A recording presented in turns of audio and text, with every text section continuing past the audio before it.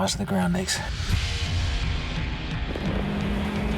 So he taught you about vampires. Yeah. He ever take you down? Firstly, congratulations. How does it feel for audiences to finally get to see Firebite? Very exciting. We wrote the first draft of this screenplay in 2014. So, 7 years later, it's nice to be out there in the world. Yeah. It's really interesting because together you've both been a part of telling some of the most important stories in Australian film. From Samson Delilah, We Don't Need a Map to Mad Bastards. But with Firebite, I read a quote where you guys said, now it's time to rock and roll. I guess, how and when did the initial idea for Firebite first come up? It was about 10 years ago or something. And it came from anger. It came from finding out that there was 11 vials of smallpox on the first fleet. And getting pretty pissed off with that, you know what I mean? Who would bring smallpox to a barbecue? You know what I mean? We're having those sort of Australia Day arguments, and it's like, well, that's the day you brought smallpox to the barbecue, dude. So it's kind of like, but that kind of movie would be a Mad Bastards or a Samson and Delilah. It'd be quite a worthy, kind of important educational piece of, a period of Australia's history. And it's like, oh no,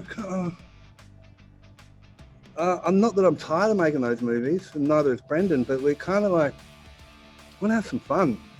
So we just kind of came up with the idea, well, let's turn that into 11 vampires. And they use vampires as like a, chemical weapon or a weapon of mass destruction in a sense. And the British have used these vampires when they went to North America against, Native Americans, when they went to India through the Rajas, and when they went to China, you know what I mean? They brought vampires with them. So it's that kind of idea that, because they took smallpox everywhere. So let's just turn it into vampires and use it sort of a wider, entertaining kind of way. And we kind of call it like, we just wanted to go and kick in the doors and turn the amps up, which is, the rock and roll, idea. It's sort of like just have as much fun, comedy, we talk about it as like a 1970s record. You can dance to it, a good record anyway. You can dance to it, but you can sit down and read the lyrics. Nowadays you can't read the lyrics because we don't get the lyrics whenever we buy any music. You know what I mean? It's kind of, so you can go deep and read the lyrics if you want, but you can just, trash your room and dance to it if you want. So that's what we were after, is something that was more fun, more entertaining, and with that comes a wider world, because of going into it, even before we had anybody, any platform involved with it, going into it with that kind of bad attitude, I guess, kind of actually helped open up the world and actually helped get AMC on board, and going to AMC and then talking to them. And I think that's what they liked. They liked that we wanted to have fun and turn the amps up. Yeah, guys, I was about to say, like, what was the kind of like viable attitude when you kind of pitched Firebite to like AMC and Seesaw Films? Were they kind of on board right away, or was there a way that you have to kind of like, because I love that the series is so bold and daring, but was there a way you had to package it to sell it, or it was like take it or leave it kind of vibe? I think we pitched it like this, man. We pitched it as the high octane kind of action sort of rock and roll show. But I think when I think back to those first meetings we had, I think they really liked it, but they were just a little bit afraid. And I suppose over the years that we started kind of developing it with them, we just had to work that out. We had to work out, well, what is that fear? And, we haven't stopped being bold the whole time. And, when we were shooting this film, not that long ago, shooting the show, I should say, and we were hiring people to be like part of the team, we'd do these interviews like this, a Zoom interview, and Warwick would sit there and say, right, so what we really want to do is get fired. Are you up for that? Do you want to work on a show? Like, how far are you willing to push this, And by then, Rachel, our producer, is kind of in the background, is kind of rolling her eyes going, yeah, I'm used to it now. But like that, I just bring that up to sort of illustrate kind of, we've been kind of taking that to the limit the whole time, you know? Yeah, let's stay get bold, you know, stay bold. Let's get fired. Yeah, absolutely. Yeah, well, that's not like when I first kind of read like the media kit and press release for the series, it was like something that felt so familiar but so fresh. Like it just made sense in my mind. I'm like, of course, why hasn't anyone done this before, kind of thing. What was it kind of like? Because there's clearly been a lot of love and detail that's gone to the lore, the world build of the show, but also integrating some of those issues in Australia's kind of colonial history. Like, what was it like kind of striking that balance between the familiar and new? Brendan's much stronger at talking about this, but I think we worked. If we have a damn good sort of foundation, the Atlas pillar holding up the whole story, it just comes naturally. You know what I mean? There's do our vampires, are they allergic to garlic? And it's like, no. You know what I mean? So it's really basic kind of laws, but everything to do with what we were talking about colonization and how it works and the loss of voice and some overpowering sort of entity trying to change, the smaller communities and trying to turn them into themselves, like vampires turning, people into more vampires. Everything just happened naturally. So all the really important underlying information that we wanted to entertain the audience with, we didn't really want to hit people over the head with it, but it just naturally just flowed itself, and you just find it. It's just there, and if you look, you'll find it really quickly. But you can just dance to the bloody thing anyway. You know what I mean? Without even looking, which is kind of really nice. Eh? Totally. I'd say there's two approaches we had. Number one, don't be boring. Like really, like. Has it been done before? Yes, a million times. Or no, let's try that, And then you start throwing everything out and you go, that's been done before, that's been done before. Oh, hang on, we probably shouldn't have thrown it all out because then we've got like no vampires left. They're just monsters. So then you bring a few of them back. So you sort of start with don't be boring, and then you kind of go, okay, how does this thing that we're looking at reflect colonization? Okay, how can that metaphor still exist in this world of our show? So one of the things that we talked about is, in our show, what happens when you get bitten by a vampire? Like how do we make that different and make that interesting? Well, what if when you first get bitten, you just lose everything? Like in the first, few hours or days or whatever, you become completely overrun by the vampire urges and virus and all that sort of stuff. And then over a long period of time, you start to get your identity back. So you kind of like get blasted first, and it's a bit like colonization. When the colonizers come, vroom, they go across the nation and kind of monoculture it.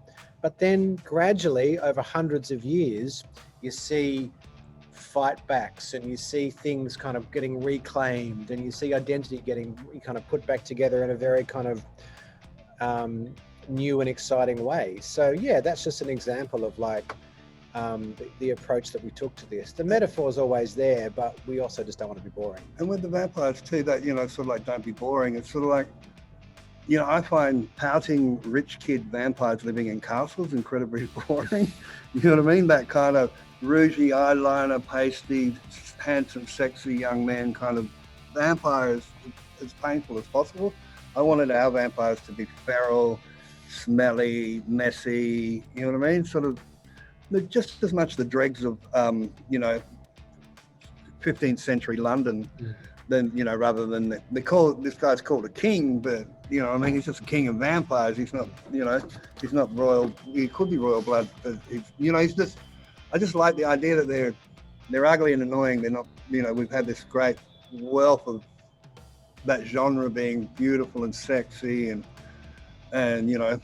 in love and porcelain and rougey, and it's like nah, that's boring. We just want to kill them, basically. We just want to kill vampires. It's not We'll get caught up in their feelings. Yeah, who cares what they feel? Yeah. Not fall in love with them. Let's just stake them or hit him, or like Tyson, hit him with a car, with a WRX, I think. That was in that when that first happened, I was like, all right, it's on. Like this show is like new territory. Yeah, cool.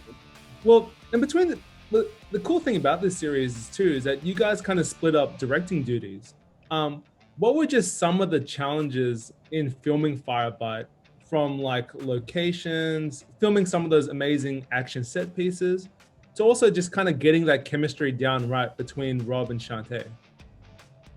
I think the characters were so naughty and well written that we kind of was very lucky, because Rob and Shantae kind of walked in pretty closely. Brendan spent a bit more, actually a fair bit more time with me in pre-production working on character with them. But see, I directed 1, 2, 3, and 4, and I DOP'd 1, 2, 3, and 4, and 7 and 8 for Brendan. So, and because of the turnaround being so fast on this, I had to run away for a while, and I had to do a lot of location stuff. So Brendan spent a lot more time with them. So when they rocked up on set, they were, they were Tyson and Shanika, and they were just perfect. So I didn't have that problem. But what I did have a problem was, because I was shooting and directing, and then soon, because of our turnaround, I actually had to step away from DPing for a while and bring in a beautiful man named Jimmy. And because I had to go to the edit suite, I couldn't, you know what I mean? There was too much work to be done, and I kind of overcommitted myself a little bit, you know what I mean? Because I'm a DP, I shoot films as well, and that was kind of like my bonus, was I was allowed to shoot it as well. But it really it created a bit of turmoil. Well, I think I'd just say, like, in terms of the challenges and what Warwick's saying, just speed, man. Just the speed. Like, we literally finished shooting this show the week before last, and we're on air like tomorrow, you know? So Warwick, as well as directing 4 episodes and shooting 6 episodes, he had to edit at the same time. And you're shooting like 6-day weeks in Cooper PD, like 12, 14-hour days. When the hell are you going to get to an edit suite? So for us, like, yeah, it's awesome having AMC. Couldn't be happier about it, of course. But they were like, look, guys, we can give you the show. We'll do this. But can you have it on air in December? And we were like, yeah, totally. We can smash that. No worries. And then it's like, oh, shit. We're in trouble. Yeah. So it was just that kind of smash up of, like, after all these years of, kind of developing it and pitching it, and then saying, yeah, okay, we're good to go, but you have to be able to have it done by blah, blah, blah. The challenge was just the speed. And, it was stressful and it was busy. Including but writing. Yeah, exactly. By the way, that was including the writing of this. We'd only had one episode kind of locked off on the writing at that point. So we had to write 7 episodes and shoot them and edit them and do the music and do the visual effects, all in a matter of months. So that was the challenge, I reckon. I mean, I think that's really the big thing for us, is like, we can do this. In fact, we did it. It just had to be done real quick. And like, we had actors who were just like, bang, on cue. Exactly. Couldn't have done it without the caliber of actors that we had, man. Like, we're so proud of this cast and everything they brought to the characters. And just like, you look at the material, you look at the trailer, you look at the episodes, you're like, yep, you guys smashed it. It's great. Yeah. Well, it came out great. Came at 10 out of 10 with style points. You couldn't it came out. It felt so intentional and so original that I know it was a lot of work, but I just can't, like, it was just a fluid watch. Well, the first couple of episodes I've seen anyway. So you watch 1 to 3 or? I watched 1 to 3, yeah. Yeah. So I've watched 4 yet. Yeah, for the screener for 4 just came out for us. Yeah, well, don't worry. It keeps going, man. Yeah, it keeps going. Yeah. Hell yeah. And so I guess to kind of wrap things up really quickly, this is kind of a now more broader question. It feels like right now in Australia, there's a lot of young emerging talent trying to kind of get their stories heard in screen and television. What would be like the one key advice you'd kind of give that emerging talent to kind of get out there and get into the industry? I reckon it's have an original voice, but don't be afraid to emulate until that you've got that voice really strong. You know what I mean? When I started, I had original ideas, but the only way I could get them made was to put them in is to copy another, the genre you're working in, or the idea, the space you're working in with that story. And then as you get older and you educate yourself more and you get better at your craft, then you just throw that shit away. You just do whatever the hell you want. But don't be afraid to emulate with your original voice. You know what I mean? It's like, if it's too original, you won't get picked up. So you've kind of got to conform a little bit.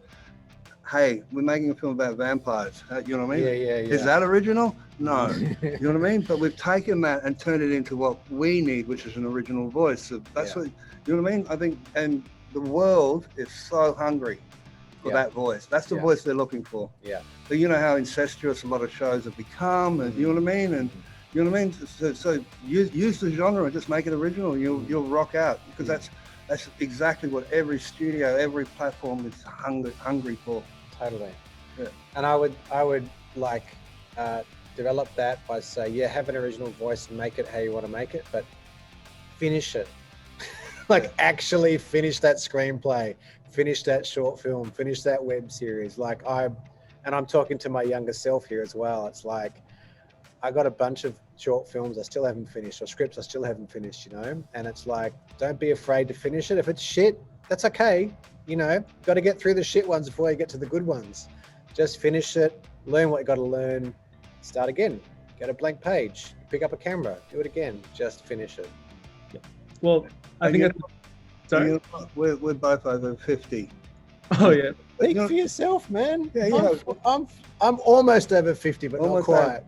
And we only just got our first gig in that world. You know what I mean? So hey, come on, plenty of time for everyone. That's right. You don't have to be the Doogie Howser 16-year-old who signed up to Netflix for the rest of your life because you're a genius. True. You can still do it when you're 40, 50. There's no age gap. Yeah. In this cool piece of storytelling. Eh? Hell yeah. Well, I think that's an amazing way to wrap up. Thank you guys so much for your time. And I am excited for you, for people to see Firebite when it comes out. Well, this is going to come out tomorrow. So tonight, I guess, when people get to watch on AMC. Unless it's the 16th US. We are ourselves confused because it comes out on December the 16th. We don't know whether it's the 16th in America or the 16th in Australia. Oh, I'm confused too. Which would then be the 17th. But yeah, that's fine. Coming out real soon, that's for sure. People don't see it. For sure. Thank you guys so much for your time, and congratulations again. Thanks, Andrew. See ya. Man.